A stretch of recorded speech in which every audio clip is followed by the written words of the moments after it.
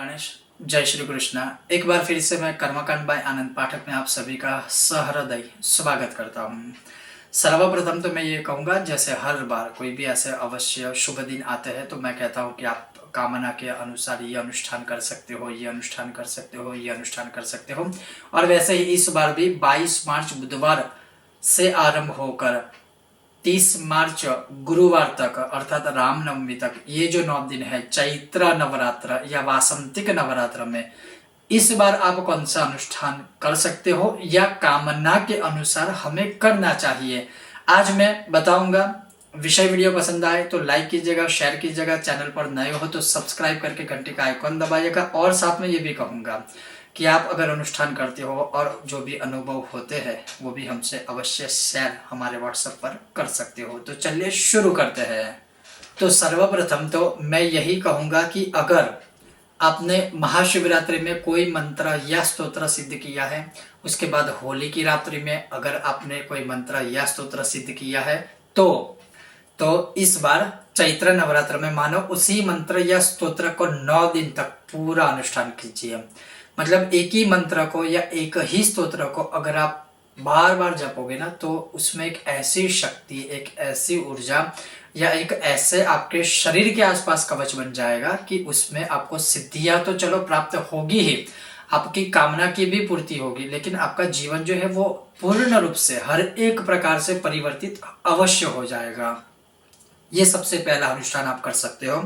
और इसका अर्थ अगर मैं आपको बताऊं तो मेरे कहने का तात्पर्य है, एक उदाहरण के तौर पर कि अगर आपने महाशिवरात्रि की रात्रि में, जैसे मानिए कि आपके इष्ट देवता भगवान श्री गणेश है या आपके गुरु ने आपको कोई भी मंत्र दिया है और उसी मंत्र को महाशिवरात्रि की रात्रि में भी आपने जपा था या स्तोत्र अगर होता स्तोत्र था तो वो किया था या फिर होली की रात में भी वही मंत्र या स्तोत्र किया था, तो उसको ही कंटिन्यूस करोगे तो काफी अच्छा आपको मतलब उसका परिणाम मिलेगा। तो जैसे आपको 9 दिनों तक एक संकल्प लेना है कि 9 दिनों तक, फॉर एग्जांपल कि ओम गंग गणपतये नमः या केवल एकाक्षरी बीज मंत्र है श्रीम, तो प्रतिदिन 9 दिनों तक मैं 100 माला करूंगा या 100 माला करूंगी। फिर 10वें दिन अर्थात दशहरा को उसका जो दशांश यज्ञ है, तर्पण है, मार्जन है और ब्रह्म भोजन है, वो दशहरा को आपको अवश्य करवाना है। अगर नहीं करवा सकते हो तो जितने मंत्र जाप किए हैं उसकी दशांश माला या स्तोत्र किए हैं तो दशांश पाठ कर लीजिए और तर्पण मार्जन आदि। तो ये हो गया आपका एक अनुष्ठान पूरा। उसके बाद जैसे उस मंत्र या स्तोत्र को नित्य आप 3 माला, 5 माला, 1 माला जो भी जपना चाहो वो आप कर सकते हो। स्तोत्र किया है तो पाठ कीजिए, मंत्र जाप किया है तो जप कर सकते हो। ये हो गया सर्वप्रथम अपने इष्ट को प्रसन्न करने का अनुष्ठान। अब उसके अलावा अगर हम बात करें तो जैसे मैं बार बार कहता हूं कि कुछ कर पाए कुछ ना कर पाए तो आप चाहो तो 9 पाठ श्री सिद्ध कुंजिका सूत्र के, 9 पाठ श्री दुर्गा सप्तश्लोकी के और 9 पाठ श्री दुर्गा 32 नाम माला के, केवल इतना करने मात्र से भी भगवती दुर्गा की कामना तो भगवती दुर्गा की आशीर्वाद तो प्राप्त होगा, आपकी कामना तो पूरी होगी। लेकिन ये 3 त्रिशक्ति भी कहूँ, त्रिस्तोत्र भी कहूँ, संक्षिप्त स्तोत्र भी कहूँ, अच्छे स्तोत्र, सच्चे स्तोत्र या बहुत पावरफुल स्तोत्र भी अगर मैं कहूँ तो ये शब्द भी अच्छे ही होंगे। तो कहने का मेरा सिर्फ ये तात्पर्य है कि आप कुछ ना कर पाए, केवल 9 पाठ आप ये कीजिए 9 दिनों तक। फिर आप चाहो तो प्रतिदिन 1 पाठ करो, अगर नहीं भी करते हो कोई दिक्कत नहीं, एटलीस्ट 9 दिन तो आपने अच्छे से संभाल लिए, अनुष्ठान कर लिया। बहुत अच्छा कॉम्बो है ये 3 स्तोत्र का। स्तोत्रों के अनुसार अगर बात करूं तो अगर आपकी सर्वप्रथम कामना है विद्यार्थियों को विद्या प्राप्ति के लिए, तो स्तोत्रों की ही अगर मैं बात करूं तो मान लीजिए कि ब्रह्म विरचितम, मैं बार बार कहता हूं कि यह जो सरस्वती जी का स्तोत्र है ब्रह्म विरचितम वो अद्भुत है, चमत्कारिक है और अनुभवित भी है। 9 दिनों तक केवल 13 पाठ करना है, कुशाग्र बुद्धि की प्राप्ति होगी, मतलब ब्रह्म के समान बुद्धि प्राप्त होगी। और ये भी मैं अनुभव सहित बोल रहा हूं। अगर आप चाहो तो माँ सरस्वती जी का दूसरा अन्य कोई स्तोत्र ले सकते हो, जैसे सरस्वती द्वादश नाम स्तोत्र है, सरस्वती अष्टकम है, वो भी कर सकते हो। ये बात हुई विद्यार्थियों के लिए। फिर जैसे अगर हम बात करें कि नवग्रहों से या नवग्रहों की दशा से या अरिष्ट महादशा से ग्रहों की स्थिति अच्छी नहीं है, तो जैसे मैंने अभी बोला भी था होली के समय में कि जो नवग्रह कवच है तो 100 पाठ का विधान है, लेकिन 9 दिनों तक हर एक दिन 100 पाठ करें। काफी छोटा स्तोत्र है नवग्रह कवच का, और वो आप हमारे चैनल पर सर्च करके देख भी सकते हो। तो नवग्रह कवच के 9 दिनों तक प्रतिदिन 100 पाठ करके 9 दिनों तक 900 पाठ कर लीजिए। बहुत अद्भुत चमत्कारिक फल मिलेगा मिलेगा मिलेगा। यह हुई नवग्रह की बात। उसके पश्चात अगर हम बात करें कि धन प्राप्ति करनी है, तो धन प्राप्ति में मैं 2 आपको मार्गदर्शन दूंगा। एक है 16 पाठ श्री सूक्त के कीजिए, एक पाठ कनकधारा स्तोत्र का, एक पाठ सांपोटिक श्री सूक्त का कीजिए। ये कॉम्बो है, और इसका भी अगर मैं कहूँ निजी रूप से अनुभव का यह प्रयोग मैं आपको बता रहा हूँ, तो अवश्य धन प्राप्ति तो होगी होगी और होगी। व्यापार में वृद्धि होगी, धन की प्राप्ति होगी, आकस्मिक धन की भी प्राप्ति होगी। आपका धन से संबंधित कोई कार्य कभी रुकेगा नहीं, ये मैं बोल सकता हूँ। और अगर मानिए कि आपको सिर्फ केवल एक ही अनुष्ठान करना है, जैसे श्री सूक्तम, तो 9 दिनों तक मान लीजिए आपने एक संकल्प लिया कि 9 दिनों तक 16 पाठ करूंगा या करूंगी अनुष्ठान के विषय में या रूप में, तो वो कर सकते हो। अगर आप चाहो तो अनुष्ठान का संकल्प ले सकते हो कि 9 दिनों तक 16 पाठ कनकधारा स्तोत्र के करूंगा या करूंगी। उसी प्रकार से 9 दिनों तक सांपोटिक श्री सूक्तम का पाठ 16 पाठ करूंगा या करूंगी। मतलब आपकी जितनी स्थिति है, जितनी शक्ति है, उस प्रकार से समय अधिक देकर आप ये अनुष्ठान करना चाहो तो कर सकते हो, कामना के अनुसार।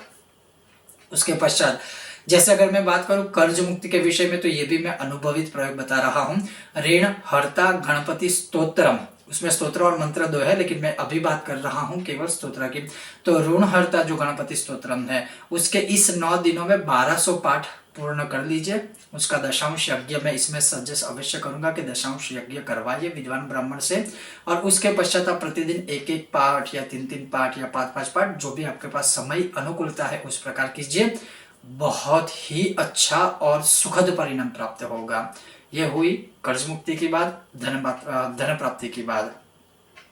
शत्रुओं से पीड़ित रहते हो, कोर्ट कचहरी क्षेत्र में फंसे हुए रहते हो, कोई जगह पर विजय प्राप्त नहीं होती है, तो एक बगलामुखी माला मंत्र 108 पाठ प्रतिदिन, या प्रतिदिन 12 पाठ करके 9 दिनों में 108 पाठ। 2 ऑप्शन है, या तो प्रतिदिन 12 पाठ करें, 9 दिनों में 108 पाठ पूर्ण हो जाएगी। उसका दशांश यज्ञ तर्पण मार्जन भोजन कुछ भी करने की आवश्यकता नहीं है।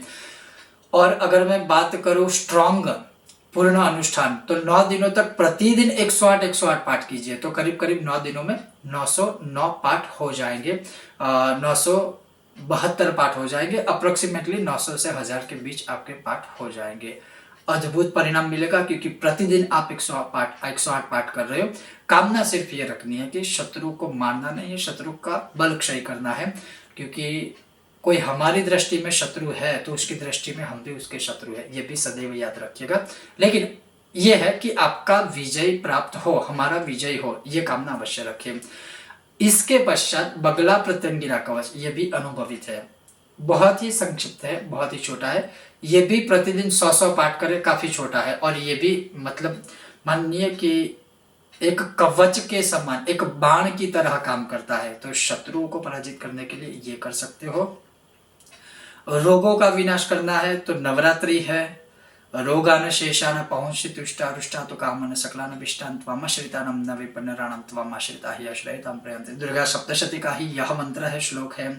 तो क्यों ना प्रतिदिन जितने भी माला हो सके, 1 माला, 3 माला, 5 माला, या फिर अगर आप अस्वस्थ हो तो आप अपने परिवार के हेतु, अपने लिए आप चाहो तो पूरा अनुष्ठान करवा सकते हो। और ये भी मैं आपको कहता हूँ, माँ भगवती का बहुत ही अद्भुत शक्तिशाली रोगों को विनाश करने वाला या रोगों का विनाश करने वाला अद्भुत मंत्र है। तो 9 दिनों तक आप रोग विनाश के लिए इसका भी अनुष्ठान कर सकते हो या करवा सकते हो। उसके पश्चात बात करें कि सरकारी नौकरी में प्रमोशन नहीं हो रहा है, प्रोग्रेस नहीं हो रही है, प्रगति नहीं हो रही है, ज्ञात अज्ञात शत्रु बढ़ रहे हैं, तो 9 दिनों तक केवल प्रातः काल 3-3 पाठ अगर आप आदित्य हृदय स्तोत्र के करते हो, तो मुझे कुछ कहने की आवश्यकता नहीं है, क्योंकि स्वयं श्री रामचंद्र भगवान ने किए पाठ, तो इसमें तो कोई प्रमाण मतलब कुछ देने की आवश्यकता नहीं है। यह भी अनुभवित है, 3 दिन पाठ कर सकते हो। उसके पश्चात जैसे मैंने राम रक्षा स्तोत्र पर स्पेशल वीडियो बनाया है, मंगल के जो नाम है उस पर भी स्पेशल वीडियो बनाया है, तो आप 9 दिनों तक राम रक्षा स्तोत्र का भी पाठ कर सकते हो, उसका भी अनुष्ठान कर सकते हो।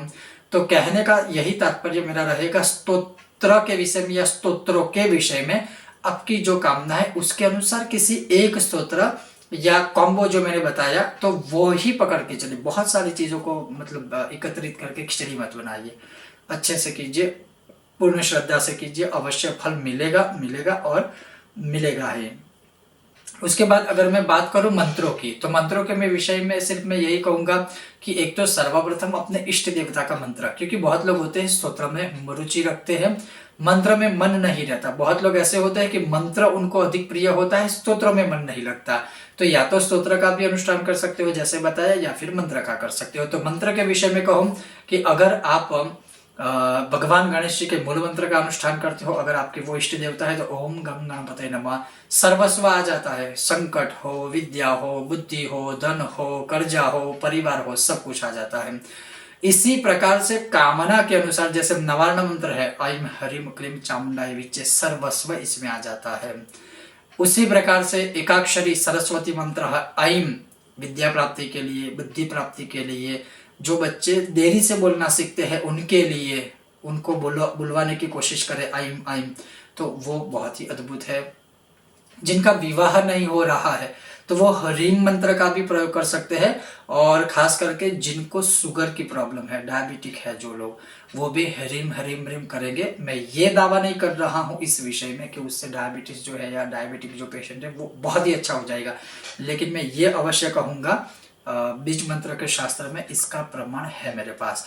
तो आप वो मतलब मंत्रोच्चार से तो मतलब बेनिफिट होता है, ये तो साइंस भी मानता है, तो ये भी एक प्रयोग कर सकते हो। और साथ में लक्ष्मी भी प्राप्ति होगी, शरीर भी स्वस्थ रहेगा। और जैसे मैंने खास करके कहा शुगर की प्रॉब्लम जो होती है उसमें भी आपको काफी फायदा होगा। और बहुत प्रकार के शारीरिक परिवर्तन होते हैं। उसी प्रकार के शारीरिक शक्ति बल को अधिक बढ़ाने के लिए क्लीन बीज मंत्र का भी प्रयोग कर सकते हो। उसी प्रकार से ओम नमो भगवते वासुदेवाय, भगवान श्री हरि विष्णु का मूल मंत्र है द्वादशाक्षर मंत्र, उसका भी प्रयोग कर सकते हो। मेरे कहने का यही तात्पर्य है कि अगर स्तोत्रों में आपका मन नहीं लगता, रुचि नहीं लगती, तो आप किसी भी देवी या देवता का कोई एकमात्र मंत्र पकड़ के 9 दिनों तक निश्चित संख्या का अनुष्ठान करूंगा या करूंगी, ऐसा संकल्प लेके दशांश यज्ञ, तर्पण, मार्जन आदि आप कर सकते हो या अपने लिए करवा सकते हो। और जब भी आप स्तोत्र या मंत्र की चीजें ये करते हो, अनुष्ठान आदि करते हो, तो उसके कुछ नियम होते हैं। इस विषय में मैंने अभी ही जस्ट थोड़े ही दिन पहले मतलब चैत्र नवरात्रि के अनुष्ठान के जो नियम है उसका वीडियो बनाया है। क्या क्या नियम फॉलो करना चाहिए, आचरण करना चाहिए, वो वीडियो आप हमारे चैनल पर विजिट करो, अवश्य देखना चाहिए। अगर आप अनुष्ठान करते हो या अनुष्ठान करने का सोच रहे हो तो नियम अवश्य फॉलो करने पड़ेंगे। ऐसे नहीं है कि चलो दिन में मंत्र जाप कर लिए, स्तोत्र कर लिए और रात्रि को बार में जाकर मदिरा पान करोगे या नॉनवेज खाओगे, ये चीज नहीं चलेगी। बहुत ही शुद्ध सात्विकता से पवित्रता से आचरण करके ही अनुष्ठान करने चाहिए। फिर भी कोई ऐसी विशेष कामना है तो वो कर सकते हो। और दूसरी भी एक वीडियो का अंत करूँ उससे पहले कि श्री हनुमान चालीसा के भी जितने चाहो पाठ कर सकते हो। मतलब 100 पाठ प्रतिदिन करो, 25 पाठ प्रतिदिन करो, 50 पाठ प्रतिदिन करो, तो मतलब हनुमान चालीसा साक्षात विद्या, धन, बुद्धि सर्व कुछ प्राप्त होता है। ये था चैत्र वासंतिक नवरात्र 2023 के विषय में कुछ अनुष्ठान के मार्गदर्शन मेरी तरफ से। आप कौन सा अनुष्ठान करते हो, चाहो तो हमसे साझा कर सकते हो हमारे व्हाट्सएप नंबर के माध्यम से। बहुत जल्द मिलते हैं नए विषय और वीडियो के साथ, तब तक देखते रहिए कर्मकांड बाय आनंद पाठक। ओम गणेश, जय माता दी, हर हर महादेव।